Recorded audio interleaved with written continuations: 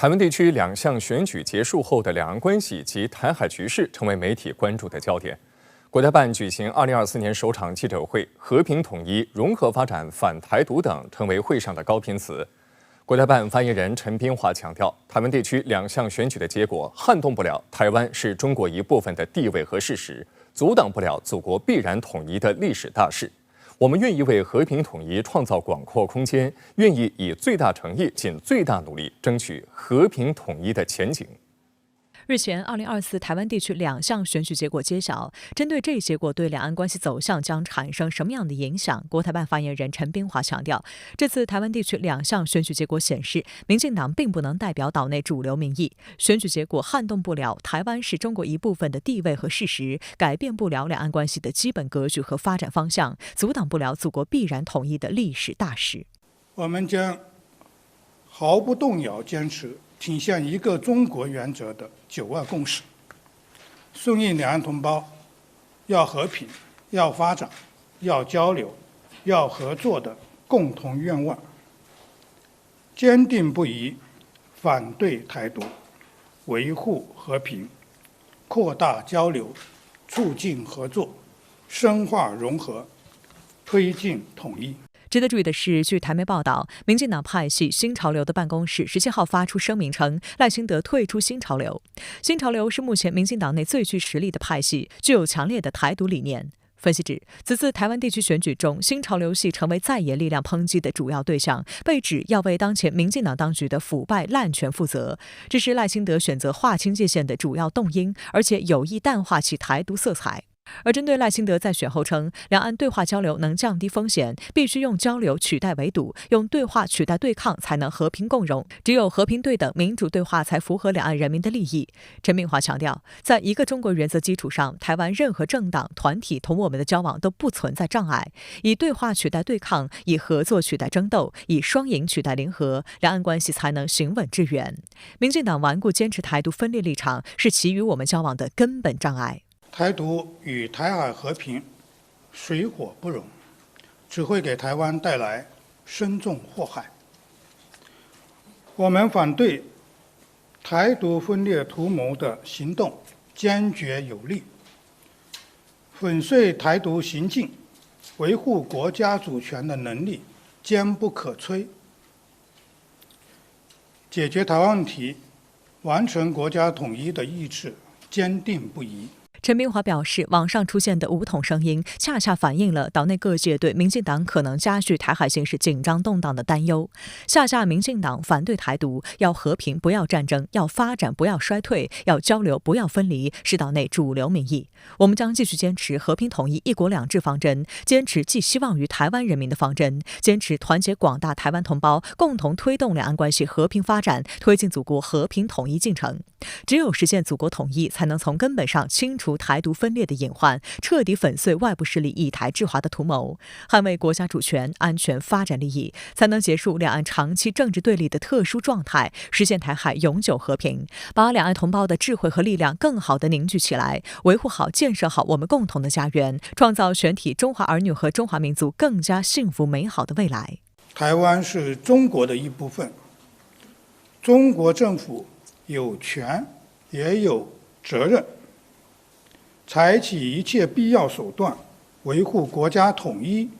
和主权领土完整。我们将继续以最大诚意、尽最大努力，争取和平统一的前景，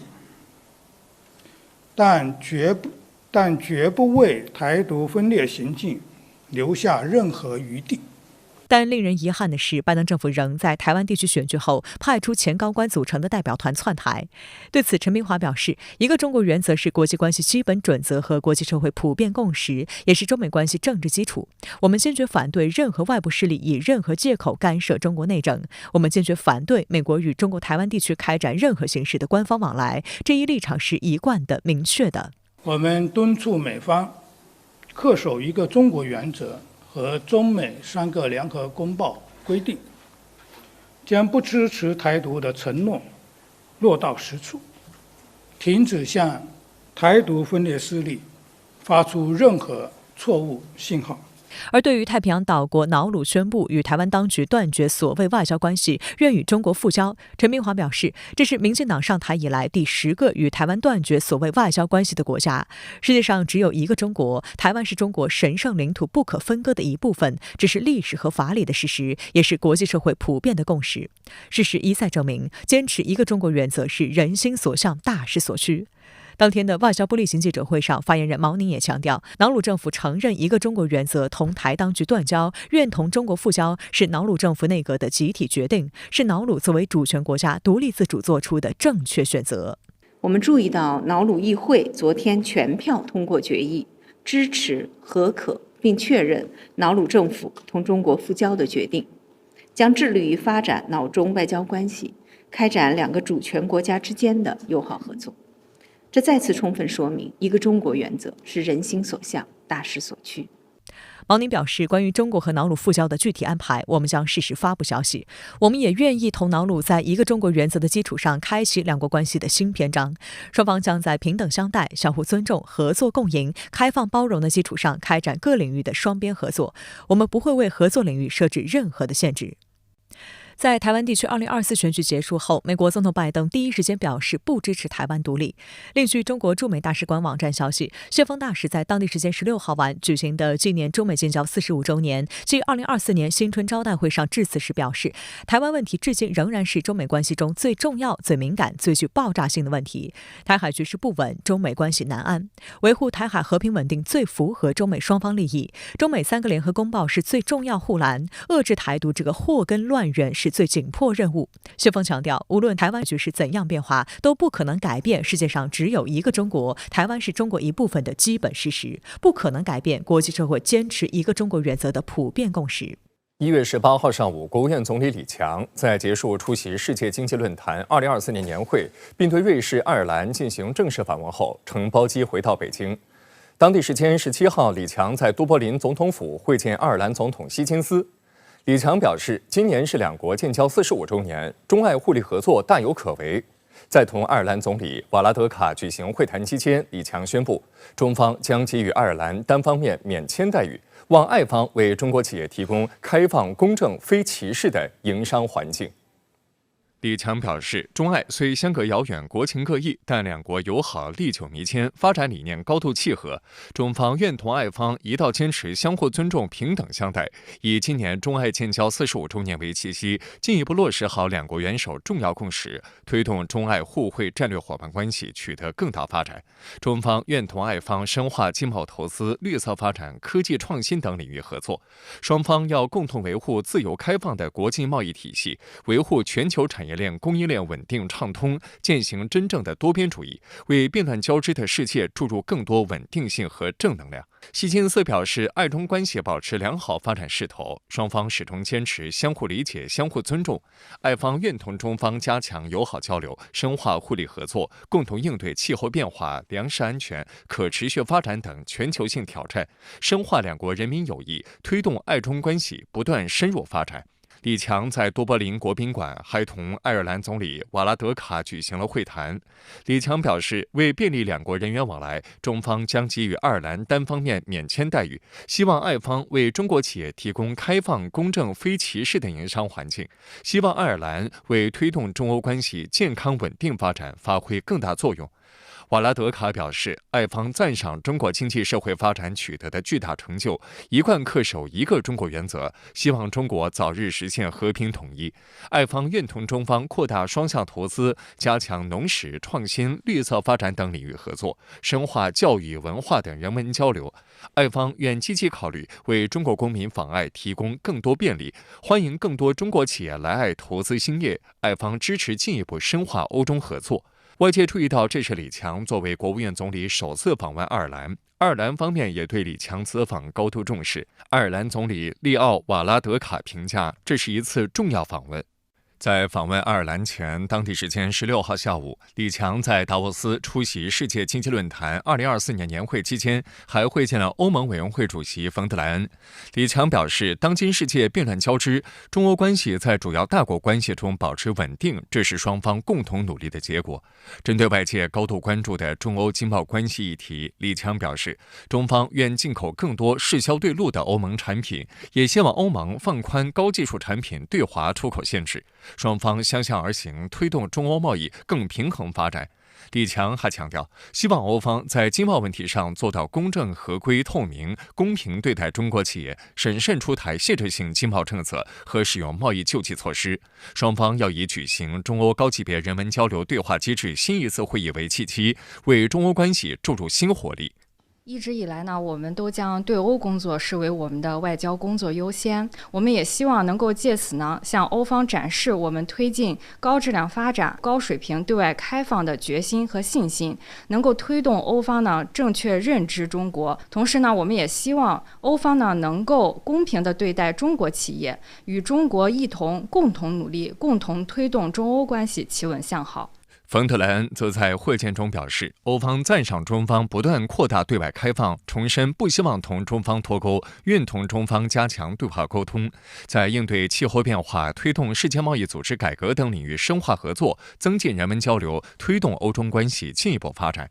事实上，欧盟正面临筑高对华贸易壁垒的批评。去年9月，冯德莱恩决定对中国电动车展开反补贴调查。同年11月，欧盟还对从中国进口的一些塑料产品征收临时反倾销关税。上个月，欧盟对从中国出口的生物柴油和3聚氰胺展开反倾销调查。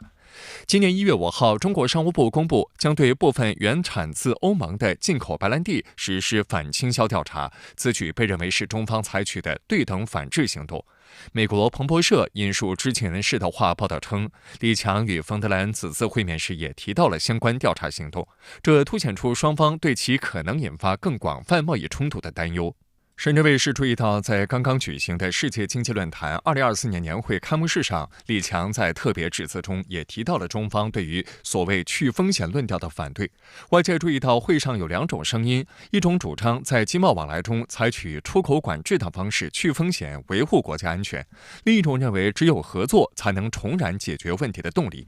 对此，外交部发言人毛宁在17号的例行记者会上表示，李强在发表特别致辞时指出，当今世界经济联系十分紧密，碎片化的各自为战只会让世界经济更为脆弱。中方认为，只有充分尊重国际产业分工的客观规律，坚定不移推进贸易和投资自由化便利化，把合作的纽带拉紧，把互惠的蛋糕做大，才真正符合各方共同利益。中方在达沃斯论坛年会上发出的积极信号受到全球主流媒体广泛关注。英国《泰晤士报》刊发报道，中国告诉世界会继续对商业保持开放，引述李强总理特别致辞相关内容，强调尽管近期出现通货紧缩和消费停滞的担忧，但世界第2大经济体仍拥有光明的增长前景。英国《金融时报》刊发综合报道，达沃斯地缘政治风险掩盖了经济乐观情绪，称当前全球经济形势好于预期，但全球仍面临美等主要经济体软着陆、地区冲突动荡持续、主要大国进入选举季等风险。原文引述李强总理对全球信任赤字问题的警告：如果规则是由某些或少数国家制定的，那么我们就必须给多边主义打上引号，因为它会损害多边主义的利益，本质上仍然是单边主义。来关注红海局势。美国政府17号宣布将也门胡塞武装重新列为特别认定全球恐怖分子实体，相关制裁措施将于30天后生效。胡塞武装当天回应称，不会因美国的这一决定改变支持巴勒斯坦的立场。美国政府在17号的声明中表示，为应对也门胡塞武装持续的威胁和袭击，美国将胡塞武装列为特别认定全球恐怖分子实体，并追究其袭击往来红海和亚丁湾商船的责任。If the Houthis cease the attacks, we can certainly reconsider this designation. If they don't, as the president said, we will not hesitate to take further actions to protect our people and the free flow of international. 也门政府随后发表声明，欢迎美国认定胡塞武装为恐怖组织，并敦促胡塞武装停止恐怖主义行径，放弃暴力，接受联合国提出的和平建议。也门胡塞武装同一天发表声明说，美国的这一决定完全出于政治目的，对胡塞武装没有实质影响，反而会加强其支持巴勒斯坦人民的决心。当天夜间，胡塞武装发表声明称，他们再次通过反舰弹道导弹击中了美国一艘货轮。声明中称，导弹直接精确命中目标。تؤكد أن الرد على الاعتداءات الأمريكية والبريطانية قادم لا محالة وأن أي اعتداء جديد لن يبقى دون رد وعقاب。值得注意的是，美国中央司令部16号发表声明称，美国海军部队11号夜间扣押了一艘从伊朗向也门胡塞武装非法运输致命武器援助物资的船只。在直升机和无人机支援下，海军士兵对这艘船实施了复杂的登船行动。美国中央司令部证实，此前被报道落水失踪的海豹突击队队员参与了此次行动。美国中央司令部司令迈克尔·库里拉在声明中说，我们正在全力搜寻我们失踪的队友。报道称，美军在这次行动中扣留了14名船员，缴获了船上的零部件，最终以该船被认为是不安全的为由，将船只击沉。据伊朗官方通讯社17号消息，伊朗外长阿卜杜拉希扬在世界经济论坛期间接受采访时，否认伊朗对也门胡塞武装的援助。他表示，也门胡塞武装和地区其他国家人民捍卫巴勒斯坦人民权利，是根据各自利益和判断来采取行动，不听命于伊朗。同时，阿卜杜拉希扬强调，红海的安全对于伊朗非常重要，警告美国停止加沙的军事行动。法国总统马克龙16号表示，为了避免局势升级，法国决定不加入对也门胡塞武装目标发动先发制人打击联盟。马克龙表示，这是一个外交问题，法国正在非军事框架之下采取行动。当地时间17号，意大利副总理兼外长塔亚尼表示，意大利正在同法国、德国一起制定欧盟在红海开展护航的提案，计划将欧盟在霍尔木兹海峡实施的护航扩大到红海，非欧盟国家或可参与欧盟的护航行动。塔亚尼对护航行动最终获得欧盟批准表示乐观，希望欧盟能够尽早开展护航。红海局势持续紧张升级，多家国际航运公司暂停经过红海的集装箱船运输已经超过1个月。德国航运公司赫伯罗特在最新一次危机会议中决定继续避开红海。Die Fahrzeiten Richtung Europa ungefähr 12 Tage, je nach Hafen, und die Fahrzeiten ins östliche Mittelmeer sogar um 18 Tage. Das heißt, das sind doch erheblich längere Zeiten, die wir brauchen, um diese Destination zu erreichen. Wir haben im Monat ungefähr 50 Schiffe, die normalerweise durch den Suezkanal und durch das Rote Meer gehen. Und bei diesen 50 Schiffen, die wir jetzt innerhalb von einem Monat umgeleitet haben, belaufen sich die Kosten auf einen hohen zweistelligen Millionenbetrag. 与此同时，15号，全球主要液化天然气出口商卡塔尔能源公司暂停了通过红海水域的液化天然气运输，壳牌公司通过红海水域的运输也已经无限期暂停。在瑞士达沃斯举行的世界经济论坛年会上，乌克兰总统泽连斯基继续敦促各国领袖向乌克兰提供更多的军事援助。当天，泽连斯基还与美国国务卿布林肯、欧盟委员会主席冯德莱恩等美欧高层会面。尽管美欧都重申会继续支持乌克兰，但在内部分歧不断的情况下，美欧的军援承诺还能否兑现呢？16号，乌克兰总统泽连斯基同美国国家安全顾问沙利文和美国国务卿布林肯举行双边会谈。布林肯在会谈中承诺，尽管美国国会在批准新资金问题上存在意见分歧，但美国仍将持续支持乌克兰。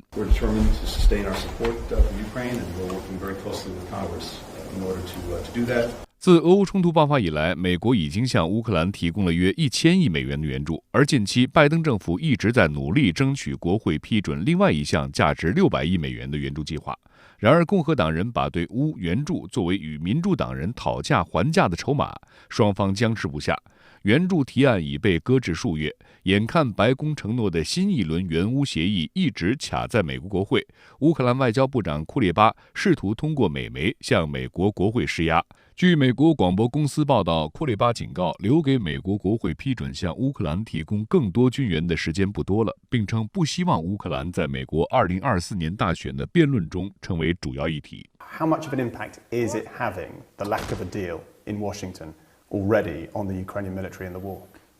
Well, time is running out. If the West is not able of stopping Russia in Ukraine, who else is it able to stop in other parts of the world? 北约秘书长斯托尔滕贝格也在达沃斯发表讲话时承认，俄罗斯军队正在乌克兰的多条战线上积极推进，并呼吁永远不要低估俄罗斯。The situation on the battlefield is extremely difficult. The Russians are now pushing on many front lines, and of course the big offensive that the Ukrainians launched last summer didn't give the results we all hoped for. We should never underestimate Russia. 分析认为，寻求安全保障、争取军事援助是泽连斯基此次访问瑞士的目的之一。现在，美国的援助资金已经枯竭，乌克兰将寻求外部军事援助的方向转向了欧洲。16号，泽连斯基也会见了欧盟委员会主席冯德莱恩。除了推动开启乌克兰入盟谈判议题外，双方还就欧盟再次启动对乌克兰500亿欧元长期援助计划的问题进行了讨论。在欧盟内部，匈牙利是推动这笔军援的主要障碍。冯德莱恩承诺将在2月1号举行的欧盟峰会上努力说服匈牙利。如果无法成功说服，欧盟可能会寻求排除匈牙利的投票。My personal priority is to have an agreement by 27. If this is not possible, we are prepared for an agreement by 26, but I strongly support and prefer an agreement by 27. 但匈牙利总理欧尔班的态度依旧强硬，他表示希望对乌克兰的任何援助计划都与常规的欧盟支出分开，以免各个国家本应得到的财政资源可能流向乌克兰。Mind a két ország számára fontos a szuverenitás. Magyarország részéről és úgy érzem, hogy itt van azonosság, nem örülünk a brüsszeli szuperállami kezdeményezéseknek. Egyáltalán nem örülünk az illegális migrációt legitimizálni akaró törekvéseknek. 乌克兰的亲密盟友拉脱维亚则表示将支持乌克兰直到胜利。彭博社报道，拉脱维亚国防部长安德里斯·斯普鲁兹称，拉脱维亚正在逐步建立一个由近20个国家组成的联盟，向乌克兰武装部队提供数千架新无人机。他指出，无人机战已经成为这场战斗中的重要元素，填补库存将给基辅武装力量提供助力。法国总统马克龙16号也公开了新的对乌武器援助计划。巴黎准备向基辅当局提供40枚斯卡普预计巡航导弹和数百发炮弹。We will continue helping Ukraine with its needs. 马克龙还表示，当前欧洲面临的最大的风险仍然是乌克兰危机，因为关系到欧洲自身安全。他计划2月访问乌克兰。法国新任外长塞茹尔内已经于本月13号访问乌克兰。另一方面，据俄媒报道，俄罗斯总统普京16号在与俄罗斯联邦主体的地区负责人会面时，对乌克兰政府拒绝谈判进行了批判。普京说，如果乌克兰政府做出正确决定，那么一切早就已经结束了。Сейчас публично сказали, в том числе руководитель этой самой переговорной группы, а он, между прочим, руководитель правящей партии в парламенте, в Раде. Сказал, да, мы были готовы, мы это упустили, поскольку приехал тогдашний премьер-министр Великобритании господин Джонсон и уговорил нас не реализовывать эти договоренности.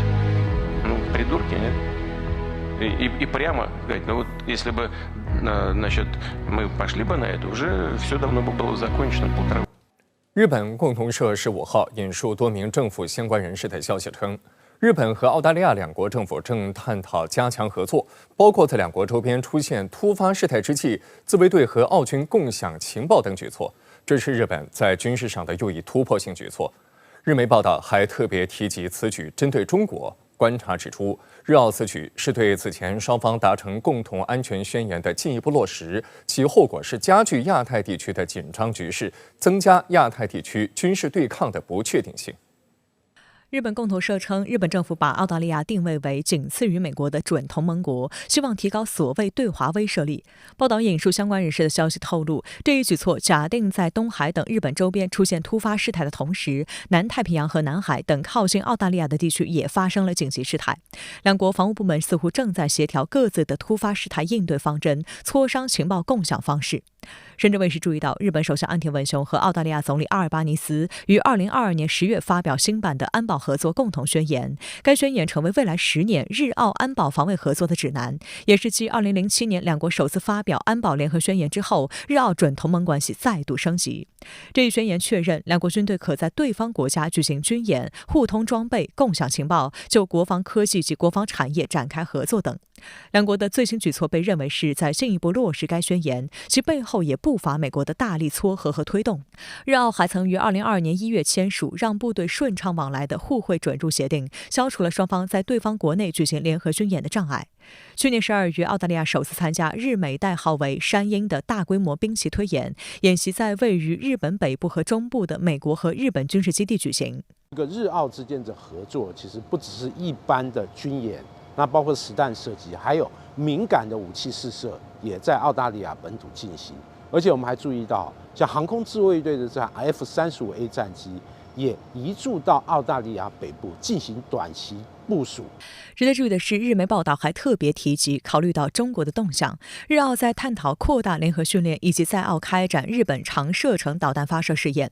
报道称，日方为完善摧毁他国疆域内导弹基地等的对敌基地攻击能力，就在日本国内受到限制的长射程导弹发射试验，正询问能否在澳实施。日方希望不断合作，促成制定展示今后广泛合作方式的防卫合作方针。这一动向尤其值得警惕。此前也有日媒报道，日本希望在本世纪30年代部署飞行分别达到约2000公里及约3000公里的长射程导弹，此后这一计划被提前至2025年。日本共同社认为这体现了日方的紧迫感。然而日本国内既缺乏战略纵深，不具备中远程导弹试射的条件，又面临和平宪法的约束，能借助澳大利亚的地方对日本可谓是求之不得。而澳大利亚在美国的误导下，正在滋生出一种莫名的不安全感，双方因此一拍即合。分析认为，如果这一动向得以实现，将成为日本对和平宪法彻底的实质性的背叛与突破，是包括很多日本民众在内的亚太所有爱好和平人士强烈担忧并坚决反对的。此前有日本媒体形容美日澳防务关系改变了游戏规则。事实上，观察指出，日本发展远程导弹已不只是改变游戏规则，对曾经遭遇过日本军国主义侵略的国家而言，这更像是揭开了恶魔的封印。那随着日本不断的强化它武器装备的这个发展，尤其它要发展所谓的攻击性武器，还有相关的兵力，因此和澳大利亚方的合作，在这个部分未来会给自卫队更多的方便之门，让它不只是让武器相关的科技检验那更加务实，更加有良好的场所，而且与像澳大利亚或与美军之间的协作联合军演，其实利用这个场所也可以同步进行相关的检验。